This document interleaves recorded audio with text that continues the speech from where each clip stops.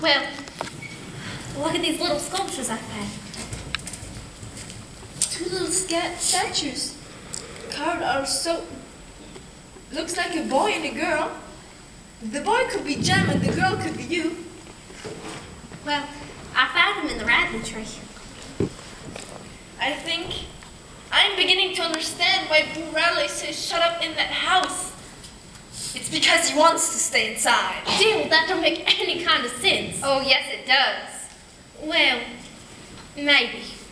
Maybe he found out the way people can get out of the way to despise each other. Why did Mr. Gilmer have to do Tom Robinson that way? Why did he talk so hateful? That's just how most lawyers do defendants do. Mr. Finch doesn't. Well, Atticus isn't an example. He's different. Don't you realize it yet? Your father is not an ordinary man. Well, most folks seem to... What do you care about most people? You're expecting a lot from a very young girl, Dale. Of course, if you've seen more of the world. This town even. Well, if you're all done with your little crying fit, I suppose I can take you back inside. What's the crying fit? Yeah, Dale. It's because you don't understand about the law. For an instant, the Scout and our room was together. I expect there's a bit of a woman already in every young girl, but they're not in touch very often. We only seem to grow up at special times, such as the time I walked back into that courthouse. This is speech to the jury? We just got finished going over the evidence. And Scout, we couldn't win. I don't see how we can. That Mr. Gilmer. Just the usual. Hush now. With the court's permission. I never saw him do that before. Me? Gentlemen, this case is not a difficult one. It requires no minute sifting through complicated facts. This case is as simple as black and white. The state has not produced one iota of evidence that the crime Tom Robinson committed ever took place. It has instead relied upon the testimony of two witnesses. Witnesses whose testimony has been called into serious question upon cross-examination and has been flatly contradicted by the defendant. I have nothing but pity in my heart for the chief witness of the state. But that pity does not extend to her putting a man's life at stake. And this is what she has done. In an effort to relieve her of her guilt. I say guilt, because it was guilt that motivated her. She committed no crime, but she broke a rigid code of our society. A code so severe that whoever breaks it is hounded from our midst as unfit to live with. She's the victim of cruel poverty and ignorance. But she knew full well the enormity of her offense. And she persisted in it. She persisted, and her subsequent reaction was what every child has done. She tried to hide the evidence of her offense away, out of sight.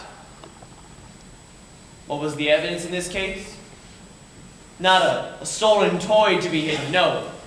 The evidence to be destroyed was Tom Robinson, a human being. Tom Robinson, a daily reminder of what she did. And what did she do? She tempted a Negro. She did something that in our society is unspeakable. She's white. And she tempted a Negro. Not an old uncle, no, but a strong young black man. No code mattered to her before she broke it, but it came crashing down upon her afterwards. Her father saw what happened. And what did he do? There is circumstantial evidence to the effect that Mayella Violet Ewell was beaten savagely by someone who led almost exclusively with their left hand. Give you the hand! And he swore out a warrant, no doubt signing it with his left hand. And Tom Robinson now sits before you, having taken the oath of the only good hand he possesses, his right hand! Shut your mouth, sir! You'll be fined for the attack! So a quiet, respectable Negro man who had the unmitigated temerity to feel sorry for a white woman is on trial for his life. he's had to put his word up against his two white accusers. I need not remind you of their conduct in this court. Their cynical confidence that you gentlemen would go along with them on the assumption, the evil assumption, that all Negroes lie. That all Negroes are basically immoral. An idea that one associates with minds of their caliber. But we know the truth. The truth is that some Negroes lie. Some Negroes are not to be trusted around women, white or black. But so the same with some white men. It is a truth that applies to the entire human race, and to no particular race. In this year of grace, 1935, we're beginning to hear more and more references to Thomas Jefferson's phrase about all men being created equal.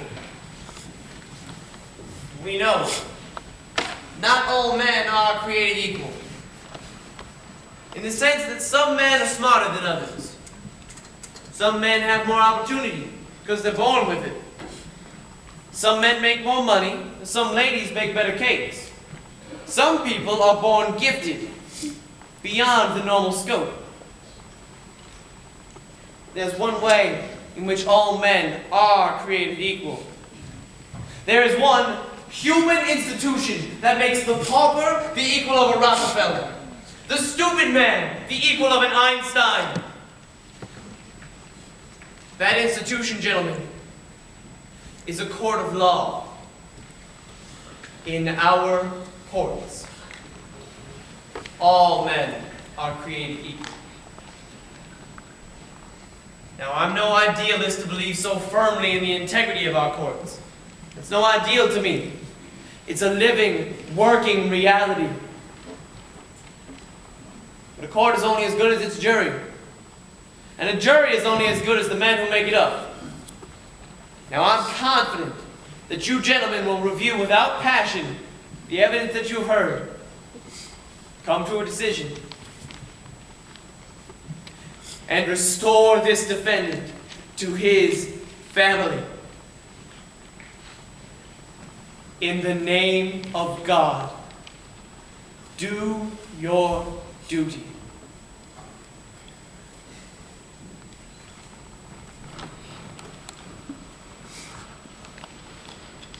Did he just say something? I think he said, in the name of God, believe him. Look! It's Calpurnia, isn't it? Yes, sir. Could I speak to Mr. Finch, please, sir? Has it got anything to do with the trial? Of course.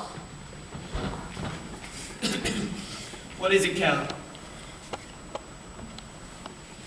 Sir, she says my children are missing. They haven't been seen since noon. If I could have... Practice.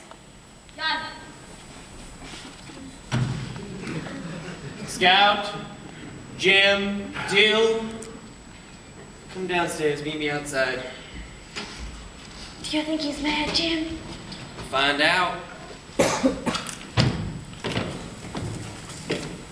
Oh, hey, Atticus. We've won, haven't we, Atticus? Can't say for sure yet. Have you children been here all afternoon? Yes. Well, go home now with Calpurnia and stay home. Please let us hear the verdict. Have you done your reading today for Mrs. Dubose? Not today. Please, I Addie. tell you what. You go home, eat your supper, and do your reading. And maybe Calpurnia can bring you back to hear the rest. But, sir, I don't think... They've heard it all up until now. Might as well hear what's left. But, sir, suppose the jury comes back before... Probably will. Probably be out and back in a minute. You think they'll put him that fast? Son, just go home, eat your supper, and do your reading. And then you can come back and wait with Cal to hear the verdict, all right? Thank you, Cal.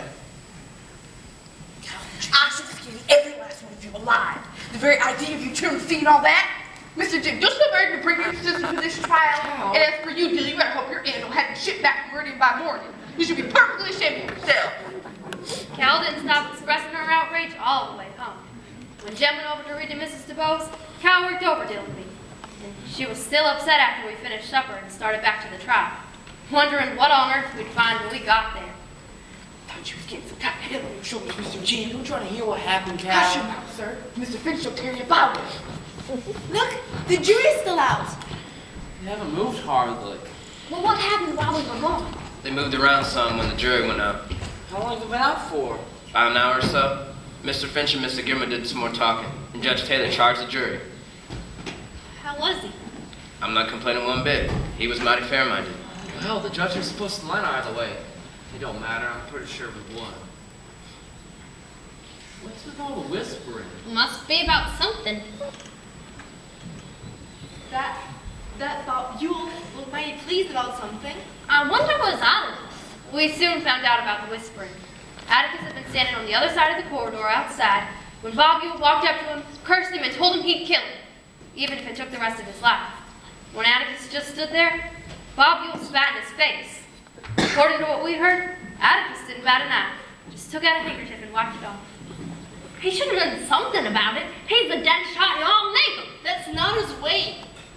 I'm gonna have to talk to him about this. But when I spoke to him later, all he said was, I wish Bob Ewell wouldn't chew tobacco. Several hours passed, and we all waited. I don't think anyone expected the jury to be out so terribly long.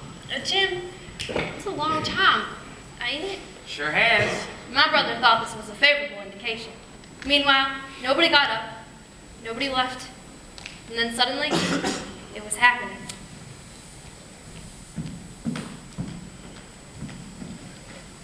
This court will come to order. Look at the jury. What about them? They're not looking at the defendant. What does it mean, Scout? You're gonna see. What am I gonna see? Hush!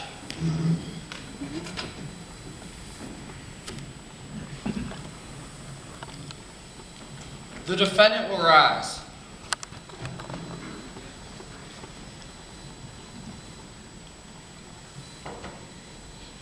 The jury finds the defendant guilty. He lost.